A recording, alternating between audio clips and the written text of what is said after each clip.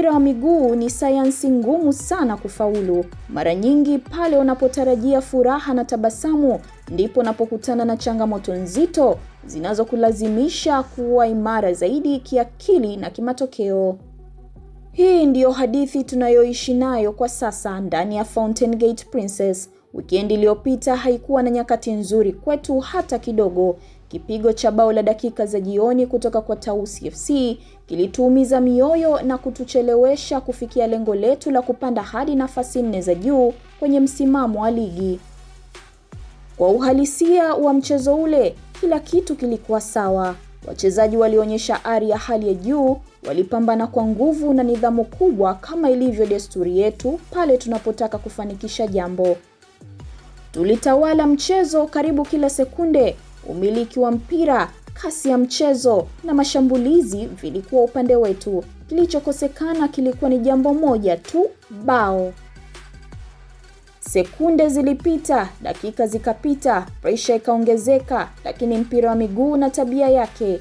Mwishoni mwa mchezo, mgeni alitumia nafasi yake vizuri na kuondoka na ushindi ambapo haukuwa kwenye matarajio yetu hata kidogo. Hayakuwa matokeo tuliyoyataka, lakini ilikuwa ni lazima tuyapokee kwa ujasiri na kuyaweka nyuma yetu haraka.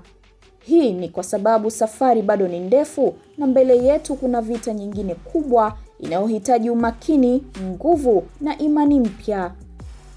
Matokeo hayo hayakutupandisha wala kutushusha kwenye msimamo wa ligi. Tumeendelea kubaki kwenye nafasi ya 5 tukiwa na alama 16.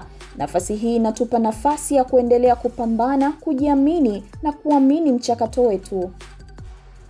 Imani yetu kubwa sasa ipo kwenye mchezo ujao. Tunakwenda Ruangwa kwa dhamira moja, kupambana na kuvuna alama 3 muhimu zitakazotufikisha kwenye alama 28. Kesho Januari 28 kwenye uwanja wa Majaliwa pale Ruangwa mkoani Lindi, Fountain Gate Princess itashuka dimbani dhidi ya timu ngumu Ruangwa Queens, ikiwa na nia ya kurejesha tabasamu, heshima na mwelekeo wetu wa ushindi. Safari inaendelea, changamoto ni sehemu ya mafanikio. Siku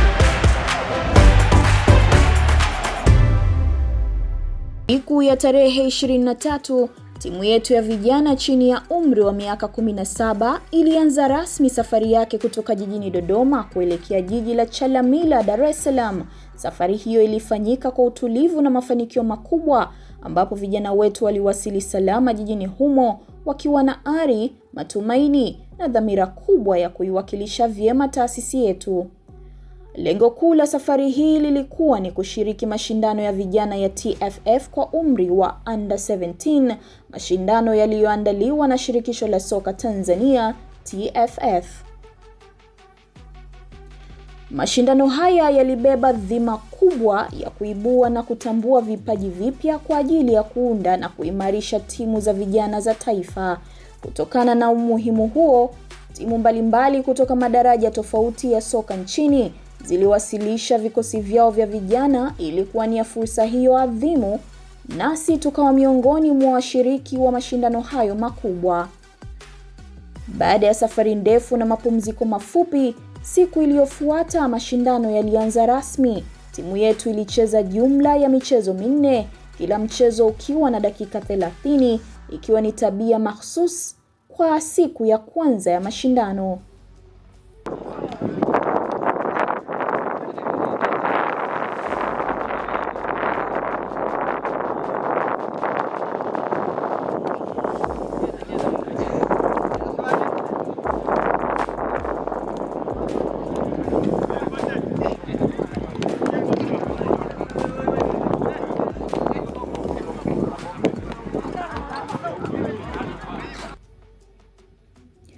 Katika mchezo wa kwanza, vijana wetu walipambana na timu ya Azam Under 17.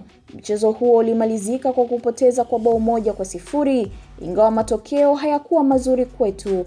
Mchezo huo ulikuwa ni funzo muhimu lililowakumbusha wachezaji wetu kuwa ushindani ulikuwa mkubwa na kwamba walipaswa kupambana kwa nguvu zaidi licha ya umbali mrefu waliotoka. Mchezo wa pili uliwakutanisha vijana wetu na timu ya taifa ya vijana TDS Under 17. Kwa juhudi, nidhamu na umoja mkubwa, timu yetu ilifanikiwa kupata ushindi wa bao 1-0. Ushindi huo uliwapa morali kubwa wachezaji wetu na kuongeza hamasa ya kujituma zaidi katika michezo iliyofuata. Katika mchezo wa tatu, tulipambana na timu ya B19 ambapo tena vijana wetu waliendelea kuonyesha ubora wao kwa kuibuka na ushindi wa bao 1-0. Mchezo wa 4 na wa mwisho wa siku ya kwanza ulikuwa dhidi ya KMC Under 17 ambapo mchezo huo uliisha kwa sare ya mabao 2-2 katika pambano lililojaa ushindani mkubwa. Hivyo ndivyo siku ya kwanza ya mashindano ilivyohitimishwa. Licha ya mashindano haya kuwa ya kutafuta wachezaji, pia kulikuwa na ushindani wa ubingwa. Kutokana na alama 8 tulizokusanya siku ya kwanza, timu yetu ilifanikiwa kupata nafasi ya kusonga mbele katika hatua inayofuata ya mashindano. Baada ya ratiba ya siku ya kwanza kukamilika, kocha mkuu wa timu yetu Abubakari Maunde alitoa tathmini fupi kuhusu ushindani wa mashindano hayo, akielezea namna vijana walivyopambana, kiwango cha ushindani, pamoja na kuridhishwa na juhudi na nidhamu walioionyesha wachezaji wake. Kwa majina naitwa Abubakari Maunde. Timu ya Fountain. Tumewasili kwenye mashindano ya Under 17 ya TFF ambayo lengo lake ni kufeed timu za taifa za vijana. Kwa hiyo tuko hapa toka jana, leo tumefanya mashindano yetu. Tunamshukuru Mwenyezi Mungu, vijana wameamka salama kuelekea mechi na tumepata kucheza mechi 4 na tunashukuru katika mechi 4 hizo tumecheza mechi 2 tumeshinda, 1 tumesare, 1 tumefungwa. Kwa hiyo tumetimiza ratiba kwa siku ya leo, tunasubiri kesho kuona nini kinachofuata. Na tuko tayari kwa ajili ya hapa kwa sababu tamaa yetu ni kuona vijana ambao tunawaandaa wanapita kwenye taratibu ambazo labda ionekane wana nafasi kubwa kwa ajili ya taifa. Kwa hiyo tupo tumeleta vijana kwa ajili ya kufidi timu za taifa na tunaamini kwa uwezo wanaoonyesha tunaridhika nao, wanakuwa vizuri. Kwa hiyo na watu wanaona wanatuambia pia vijana ni wazuri. Kwa hiyo tunajiandaa kwa ajili ya hilo, tuone na kesho nini kinachoendelea. Asante sana. Siku ya pili ya mashindano ilikuwa ni hatua ya mtoano ambapo timu itakayopoteza ingetolewa rasmi kwenye mashindano.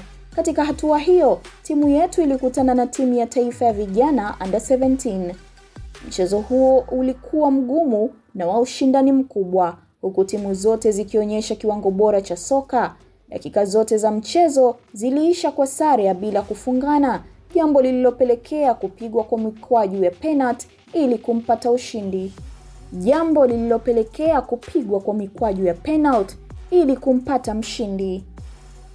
Katika mikwaju hiyo ya penalty, timu yetu ilipoteza kwa penalty 8-7, matokeo yaliyopelekea kuondolewa kwenye mashindano. Hata hivyo, licha ya kuaga mashindano, vijana wetu waliondoka wakiwa wameacha picha kubwa na nzuri ya ushindani wa kweli wa soka la vijana, wakionyesha vipaji, nidhamu na uwezo mkubwa wa baadaye. Baada ya kukamilika kwa mashindano, vijana wetu walianza safari ya kurejea jijini Dodoma ili kuendelea na ratiba zao za masomo shuleni. Kwa umri wao, elimu bado ni kipaumbele kikubwa na vijana hawa wanaendelea na masomo yao katika shule bora zaidi nchini, Fountain Gate Schools, huku wakichanganya masomo na maendeleo ya vipaji vyao vya michezo. Safari hii imeendelea kuwa sehemu muhimu ya kujifunza, kujenga uzoefu na kuimarisha ndoto za vijana wetu kuelekea soka la kiwango cha juu zaidi ndani na nje ya nchi. Katika shule ya Fountain Gate Tabata iliyopo Dar es Salaam, wiki ya kwanza baada ya wanafunzi kuripoti shuleni imekuwa ya kujifunza mambo mbalimbali yenye tija kubwa kwa maendeleo yao. Miongoni mwa masomo yaliyotolewa ni sanaa ya uchoraji ambayo imewapa wanafunzi fursa ya kugundua na kukuza vipaji vyao. Ndani ya darasa hilo, wanafunzi walipata nafasi ya kuonyesha uwezo wao wa ubunifu kupitia uchoraji wakiongozwa na mwalimu wao. Kupitia somo hili, wanafunzi hawakuonyesha tu vipaji walivyonavyo, bali pia walijifunza mbinu mpya na maarifa ya ziada yanayohusiana na sanaa, jambo lililoongeza hamasa na furaha darasani. Mafunzo haya yanaonyesha wazi kuwa katika taasisi yetu ya Fountain Gate, wanafunzi hawajikiti tu kwenye masomo ya darasani au mazoezi ya viwanjani, bali pia hupewa nafasi ya kujifunza na kuendeleza ujuzi wa ziada, ikiwemo sanaa kama uchoraji. Sanaa husaidia kukuza fikra, ubunifu na kujiamini kwa wanafunzi. Kwetu sisi tunaamini kuwa elimu ni pana na inapaswa kumjenga mwanafunzi kwa kila upande. Ndiyo maana tunahakikisha tunasimamia na kukuza vipaji vya watoto wetu, huku tukizingatia maendeleo yao katika taaluma, ujuzi na hekima. Kwa kushirikiana na walimu bora, malezi imara pamoja na miundombinu ya kisasa, taasisi yetu inaendelea kuwa nguzo madhubuti ya mafanikio chanya kwa watoto wetu. Bado hujachelewa kujiunga nasi katika safari ya kujenga kizazi chenye maarifa, vipaji na maadili bora.